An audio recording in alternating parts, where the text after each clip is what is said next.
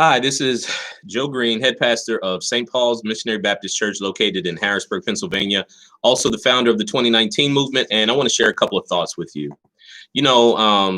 Aside from the pandemic, everyone, it seems, is talking about the riots in Minneapolis, Minnesota, also the death of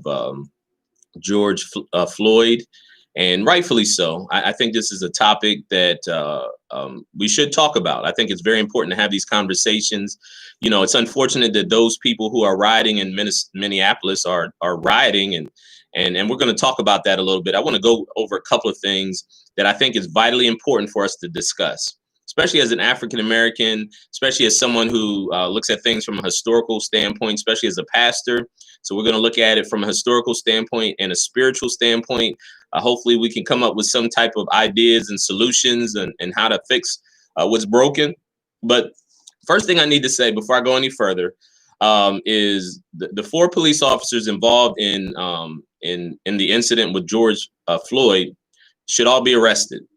The one who actually had his knee in his neck should be prosecuted. The other three should also be prosecuted for accessory. From what I understand, I believe his name was Darren Chauvin. From what I understand, he's recently been arrested as of today, and that's a good thing. He deserves to be arrested.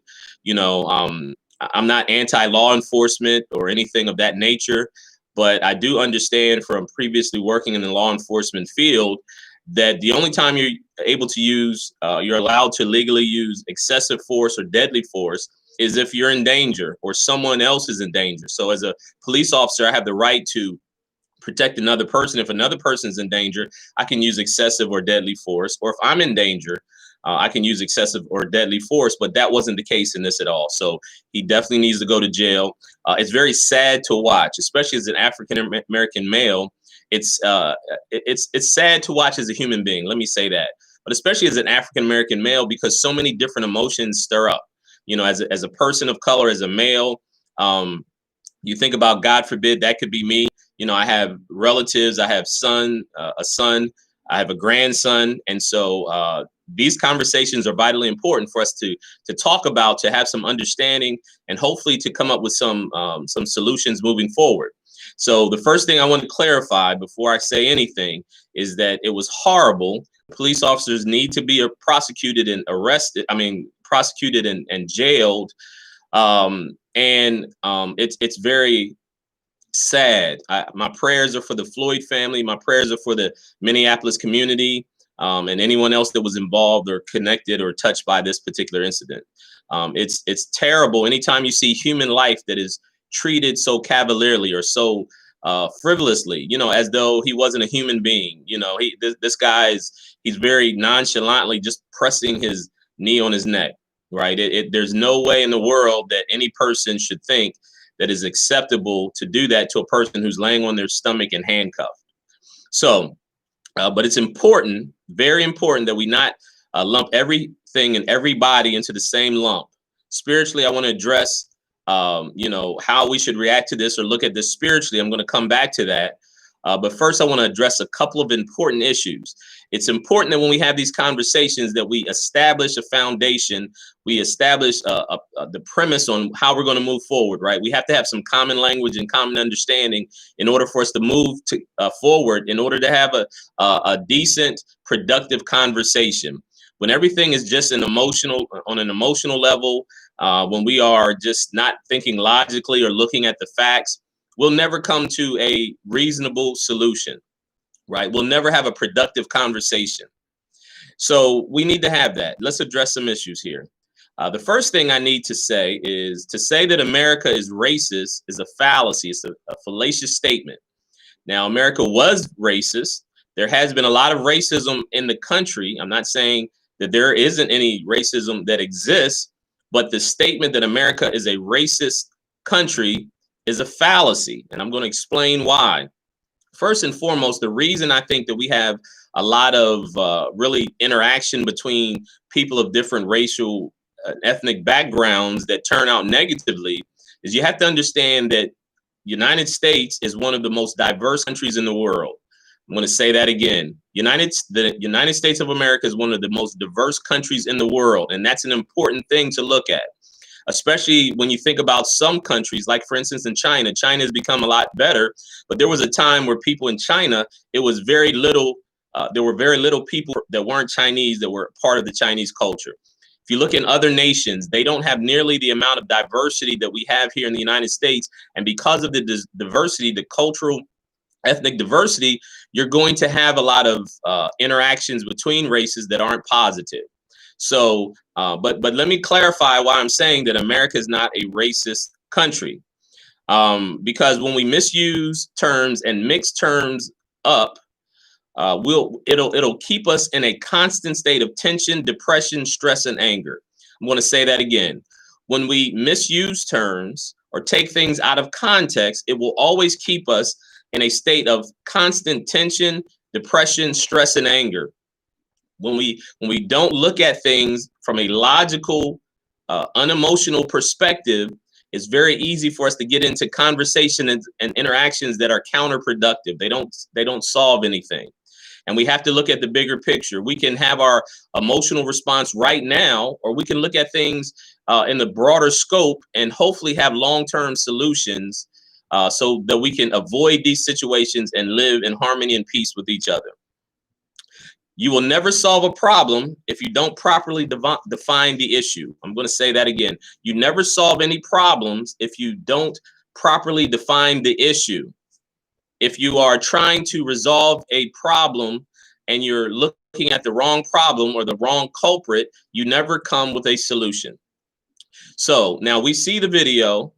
And there is emotionally, we all got engaged, right? I see people all over the spectrum, myself included.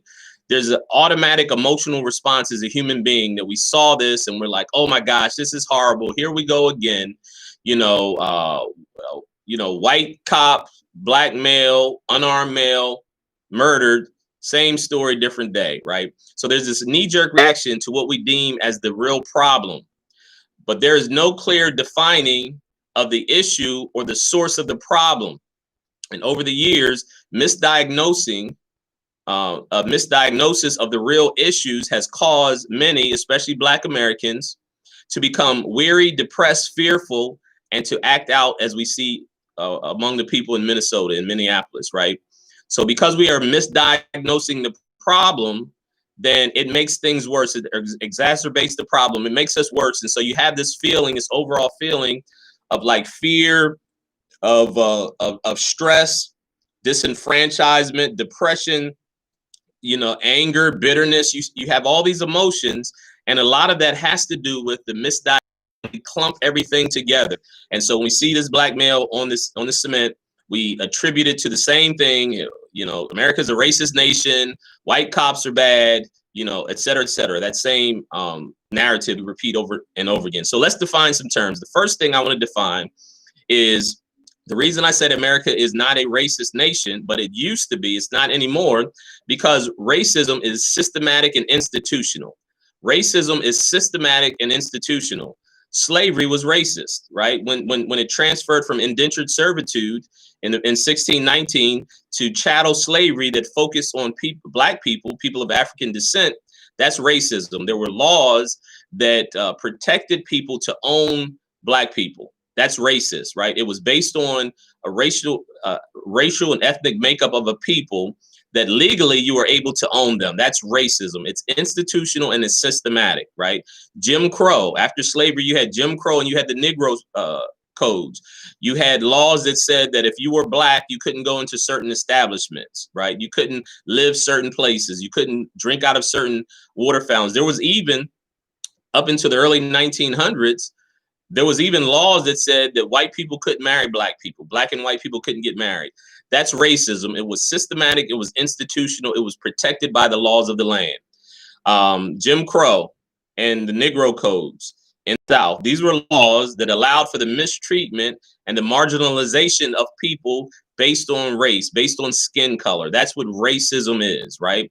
You had, during the crack epidemic and after the Clinton crime bill and that type of stuff, police did what was known as racial profiling, which meant If they saw African American male in a young African American male in an expensive car, they would target them, and they would target them in a way that they would pull them over, right? They would assume that they were doing something illegal, and I've been racially profiled myself personally more than one time. I've seen it happen. I have friends that were racially profiled, that they assume because you're a young black male and maybe you had an expensive car or you were in a certain area or whatever the case may be, they racially profiled you. Now, just for the record, okay, that was systematic and that was institutional. That was policies of certain police forces, right? Now, and just for the record, it was interesting because they attributed that to a higher level of criminality of black people, right? If you, like, for instance, car stops, if you pull over more of a certain group of people, the chances or the probabilities of you finding more illegal stuff is higher, right? And so based on the law is supposed to be blind, right? What's it, the law, the Lady Justice is supposed to be blind. The reason that Lady Justice is supposed to be blind and she has a scale in her hand is because she's not supposed to see the person. She's supposed to judge things based on evidence or law, right? That's the whole purpose between Lady Justice is supposed to be blind, which means racial profiling violates that very understanding. If I look at a person and I assume because of their skin color that it's more likely for them to have committed a crime or doing something illegal, that is racism, right? That's a policy, that's systematic, and that's institution. And like I said, any person my age, probably African-American male, there's probably a great chance that you were actually racially profiled at some point in your life. It's a real thing, and it causes a lot of anger and bitterness. And I'll tell you guys a quick story. I was in Chicago. I was in the military. I was stationed in Great Lakes, which is outside of Chicago. I remember one time I was going to the store to buy some athletic gear, and I probably had a couple $100 in my pocket at the time. Two of my white friends who were in my platoon, I said, "Hey, I'm going to the mall. Will you guys like to go with me?" And so they came along with me. I was the one shopping. They weren't planning on buying anything, and I was in the store standing there, and the people that worked at the store, which were white, they kept walking past me and going over to the white people and saying, "Can we help you with anything? Can we help you with anything?" They did it a couple times. Now, this isn't racism unless there was a policy of the store not to serve black people. Now, that's different, right? But anyway, I was standing there. They kept going past me several times. They went past me. And I remember, and my one friend, he was actually from West Virginia. Before he came in the military, he had not really even been around black people, didn't know anything about black people. But he even noticed it. At some point in time, he looked at the clerk and says, "Don't you see that guy standing there? You keep walking past him. He's the one that wants to buy something." And it gave me the opportunity to sit down with my friends and tell them, "Hey, this is the kind of stuff we deal with as black people. And it's hurtful. It gets you upset." And because I was able to recognize that, I didn't buy anything in the store. I went to another store. I spent all my money, and then I walked past this store with bags in my hand to make sure that clerk saw you missed out because of your ignorance. Now like I said, if that wasn't a store policy, that's not racism. That's bias, prejudice, or something along those lines, right? So we have to clearly define the terms because we can't solve issues if we're not able to diagnose the problem. I'm going to say that again. We can never solve a problem if you can't diagnose the real issue behind the problem, right? So racial profiling, the police force used to use it, and they probably still do in certain areas. That's racism. If it's systematic and it's institutional, if the police force says we're going to target people of a certain race, that's racism, right? Now, and the reason I'm saying what I'm saying about the United States is that laws were passed, like the civil rights laws, civil rights bill, hate crimes legislation, things of that nature that legally address racism. It says that you can't discriminate against someone. It's illegal to discriminate against someone based on race. One of the identifiers is race. So that's how you combat racism, by passing laws or setting policies that address racism. So you can solve racism once you understand what it is. It is systematic and it's institutional, right? The Civil Rights Bill said, and another quick example is after slavery was abolished, you had the Jim Crow South, And what they did was they tried to suppress voter suppression by putting obstacles in the way that were directed at people of color not being able to vote. And so what happens is the Civil Rights and the Voter Rights Act says that you can't hinder someone or put obstacles in place for someone not to be able to vote, right? Everybody has the right to vote. So that's how you address racism. Once you identify it properly, then you can put things in place to combat racism.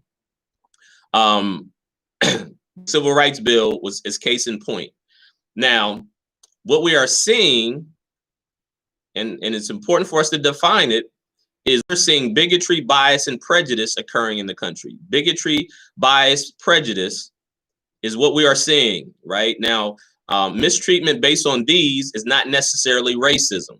And so you have to understand that the laws of the land, when it comes to racism, come from the top down, right? Legislators pass laws, mayors, governors, senators, presidents, they pass laws. That comes from the top down, and we vote them in, right? So they have to represent us or whatever. But anyway, mistreatment of people based on prejudice, bigotry, and bias is not necessarily racism. If it's bigotry, prejudice, and bias are personal, internal things that can't be combated by laws. Human beings are naturally biased. Human beings are naturally prejudiced, right?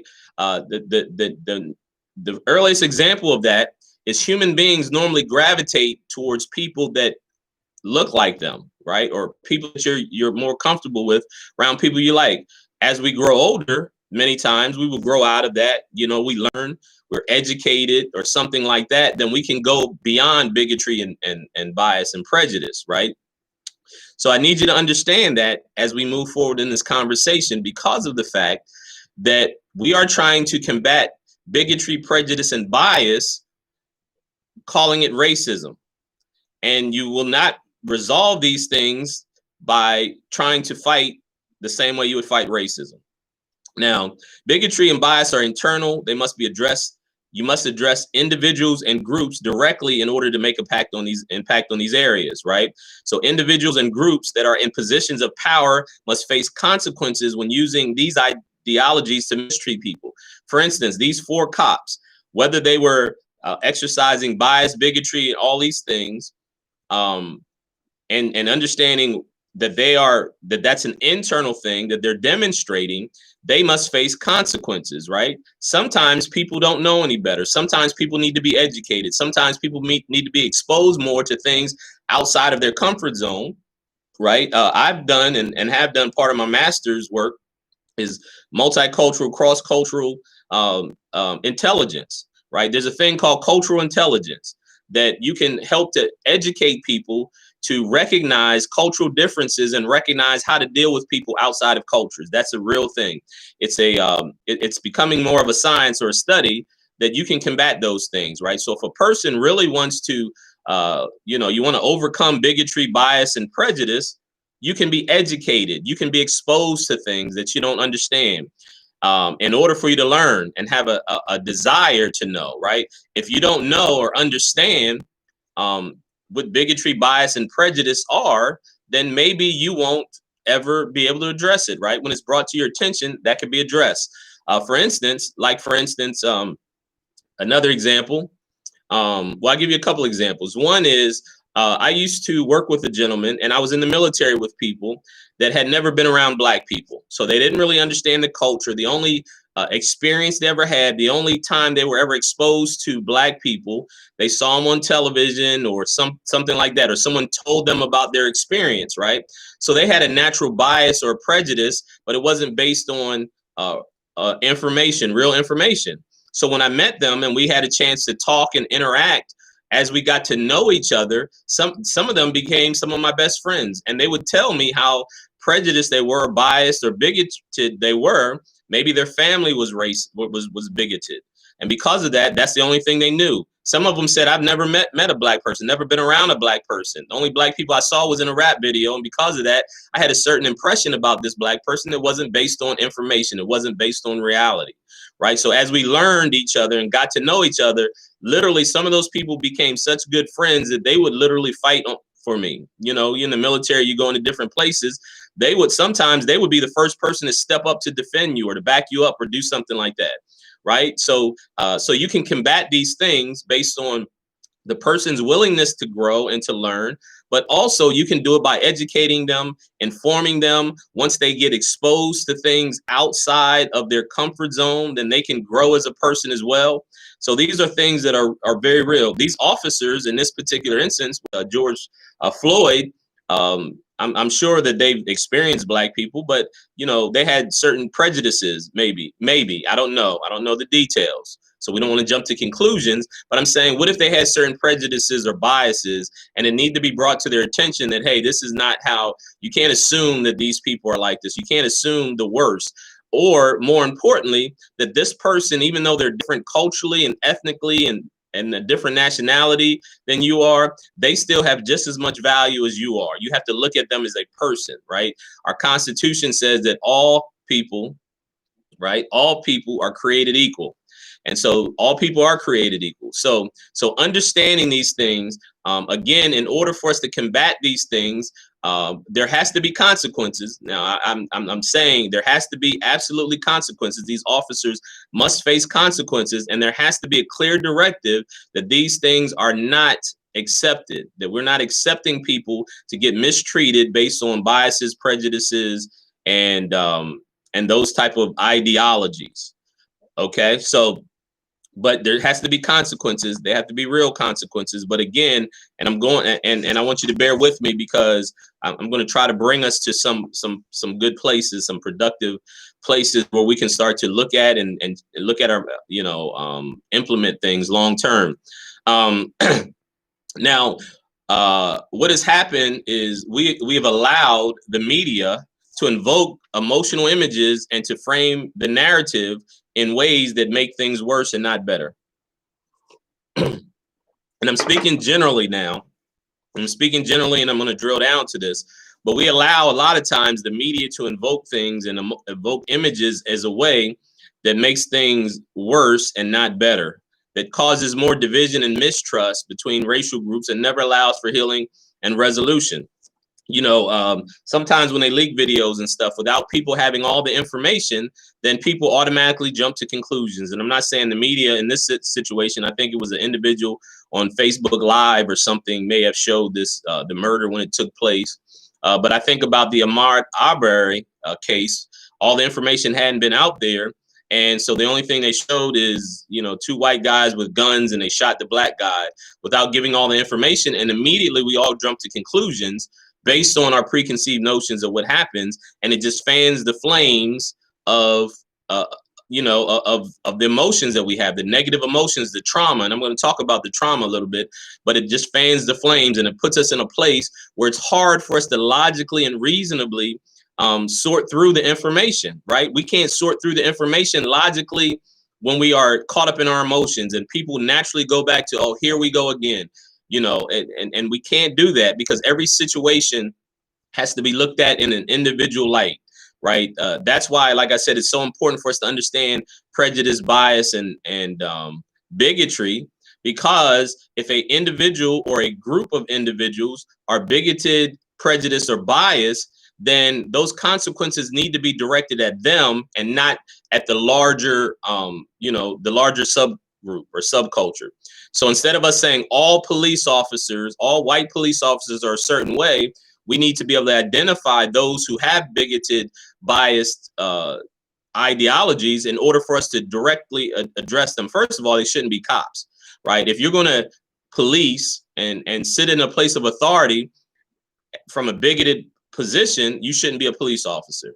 Point blank. You shouldn't be biased. This guy who, Darren Chauvin or whatever his name is, he really shouldn't have been a police officer, because if you're exercising that amount of excessive force in a situation where you're not in danger, then you're not equipped to be a police officer. Whatever he's going through, whatever the case may be, he shouldn't have been a police officer in the first place. Now, the reason it's important to have these conversations and to kind of parse words and break things down is because, like I said, when we allow the media, amen, brother, I'll consider it. Send me the information. Message me. Well, I'll look at it when I get done. Hopefully, maybe I'll have the opportunity to do that. Amen. Amen. So when we get to a place, as I said earlier, we allow the media to promote narratives without us having all the information. What it does is it causes more division and mistrust between racial groups, and it never allows for healing and resolution. It never allows for healing and resolution. It just fans the flames of mistrust and division, and it never allows for us to have a resolution. Now, why is that important? Because Black people feel worse as a group with each incident because we are looking for a resolution without ever dealing with the root cause. I'm going to say that again. I want you to hear what I just said. The reason Black people feel worse and worse with each occurrence is because we are looking for a resolution without ever dealing with the root cause. That's why I started off with this idea that when we say that, America is a racist country, we're not racist. The laws now protect certain racial and ethnic groups. That's how you combat racism. There's a lot of bigotry. There's a lot of prejudice. There's a lot of bias, which you always will have. And so we have to deal with it based on that and not based on this larger idea of this just being a racist country. Right. Black people are feeling progressively worse. If you talk to Black people, especially mothers who have children and sons, there's such a high level of depression and disenfranchisement. And because of the fact that they are so emotionally connected with that picture, which is very emotional, it's hard to look at. This man's on the ground literally crying, a grown man. He's crying at times. I can't breathe. I mean, he's literally it sounds like he's crying. And only thing he had to do was take his knee off his leg. The man didn't pose a threat, right? But we progressively get more caught up in the fact that here we go again, right? And it doesn't allow us to get to a place of healing and get to a place where we're just addressing individual issues. We're just clumping them all in together. Now, why is this so important? This is vitally important, whether you understand it or not. I think you guys probably understand me. It's not that complicated. But the reason that I want to stress how important that is, because when we try to solve an issue, but we don't clearly define the issue, we never get to the root cause. And a lot of times it just makes things worse. For instance, if my arm is bleeding because I broke my arm, if the only thing I do is put a Band-Aid on the bleeding part in my arm, if I only do is put a Band-Aid on my arm, then I never set the bone. I never deal with the fact that my bone is broken and it needs to be set, and I need to have a cast on my bone.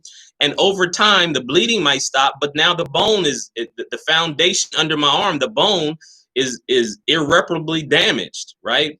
It's like if you had a headache.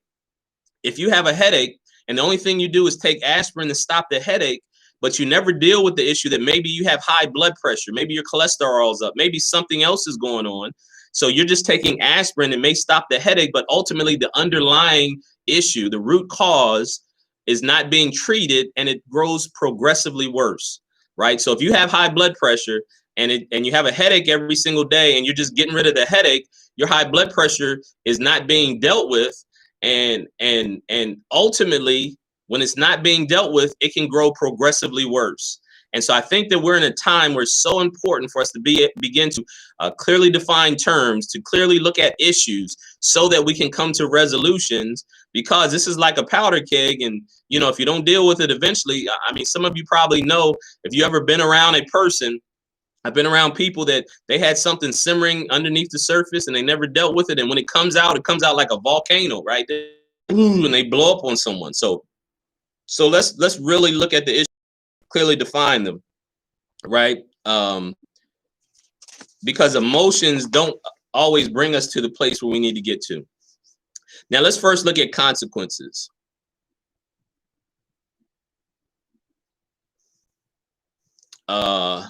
First, let's look at the consequences. Police officers need to make sure they're properly trained, right? We need to have police officers that are properly trained, right? Properly trained police officers would be better in this situation, right? And they need to be watched over. They need to be, there need to be some accountability. If police officers are using over excessive force, then it needs to be dealt with, right? They should be suspended, retrained, or thrown off the force. That's just natural. We see some over excessive policing. We see people that are using force when they shouldn't use force. So that has to be dealt with. Cultural sensitivity training is important. I believe that. I've done courses on it, and I have a master's where I deal with that kind of stuff. And the reason cultural sensitivity training is important, not only in law enforcement, but many parts of the public sector, is because let me give you another example. I like to give you examples. One less dummy. I didn't say it was a continuation. If you haven't been in the whole thing, you probably should rewind it a little bit and look at what I said. I didn't say this is a continuation of slavery. Some people probably do say that, but I don't agree. If you look at the beginning, I kind of addressed that. So, okay. So let me give you an example of how important it is for cultural sensitivity training. First of all, we have to understand that race is not the thing, it's culture, right? There's different cultures.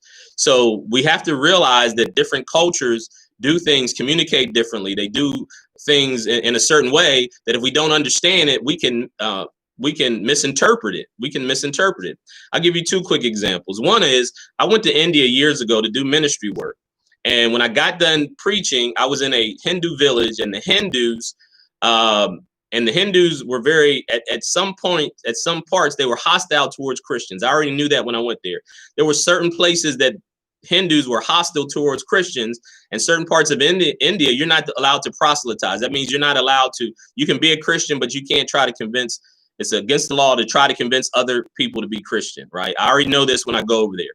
So I'm preaching in this stage, in this open air field. There's a pretty good crowd of people there.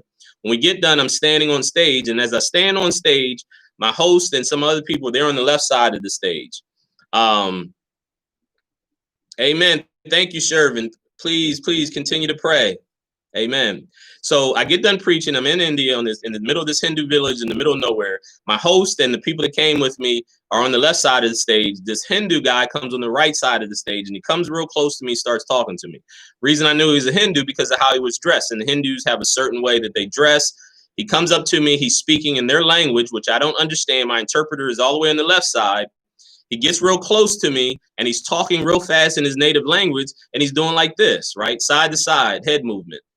Now, if you guys aren't familiar, in India, head movements like this are the equivalent of this. And so in the United States, we go, forward, up and down, forward head movements, right? That's an acknowledgement. So if you're talking to me and I do like this, you're usually assuming that I'm in agreement with you, right? I'm like, okay, I understand.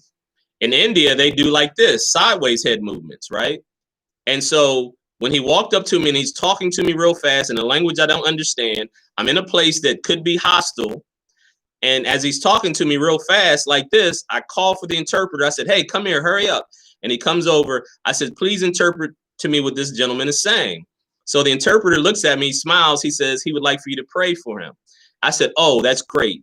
I have no problem with that. I said, I'm glad you did that. I said, please explain to him. I was getting a little nervous because in America, especially as an African-American, if someone comes up to me and they're talking real fast and they're doing their head like this, in America, in the African-American community, a lot of times that's a problem. That means there's a fight about to occur. So I say all that to say culturally, because you didn't understand the other person's culture, there could have been a misinterpretation of their actions, and it could have led to a negative interaction, right? So cultural intelligence is important to understand, to begin to look at people outside of your culture in a way that allows for a good dialogue and a good interaction.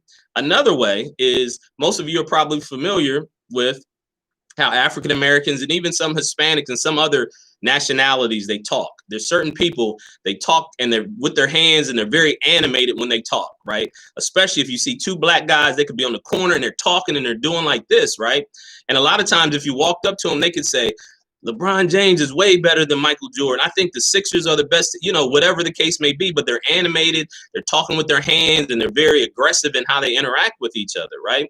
If you don't understand the culture, you may interpret that as a negatively aggressive gesture. And I've seen it happen. Like I said, I was in law enforcement for years ago. And I remember one time being with a white probation officer, and a black African-American gentleman came up to us and was talking to us, and he was being animated, his hands were moving around. And when he walked away, the person that was with me said, "Man, what a jerk." They didn't say jerk, they used a different term, a bad word. But I said to this person, I said, no, they weren't. I said, that's just how he talks. I said, because if you listen to his words, he was asking us a very calm question. It was something that wasn't aggressive at all, and how he was expressing it. It might have been something like, hey, there's no, toilet paper in the bathroom. It could have been something along those lines. Very, not a dangerous conversation by any stretch of the imagination. So, but I say that to say that culturally, we have to begin to understand each other in a way, start to learn of each other's cultures, start to understand that different people of different cultures communicate, interact differently. That's part of the training that I think that a lot of people have to have, law enforcement included. Another thing that we need to, I think that should be done, and I know it's done in certain areas, but from a law enforcement standpoint, there has to be more aggressive recruitment of Black police officers or community liaisons. I think that there has to be either more community. I know where I live in Harrisburg, they have a community liaison who works as the liaison between the community and the police force, right? So you should have those, or have more aggressive recruitment. I know one of the issues and one of the problems, and I know this firsthand, and most of us are probably aware with this, that there is a kind of an undertone in the African-American community that we don't be police because of the mistrust with the police officers, right? It's hard for them to recruit young African-American males to become police officers because of the stigma that comes along with it.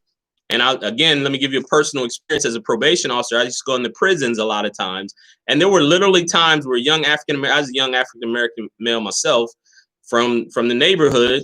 When I would go in there, some of the young African-American males would kind of mock me or try to, insult me, calling me the police. Oh, you're the police. And so think about this from a psychological standpoint.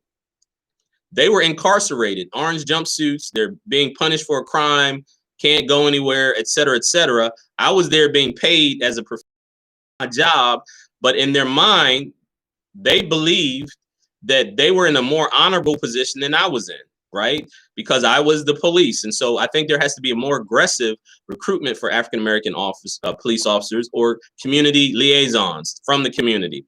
And so it's important. Let me see. You said another problem is that the media and academia say that all cultures are the same. They react violently when you try to say people are different. Yeah, I agree with you.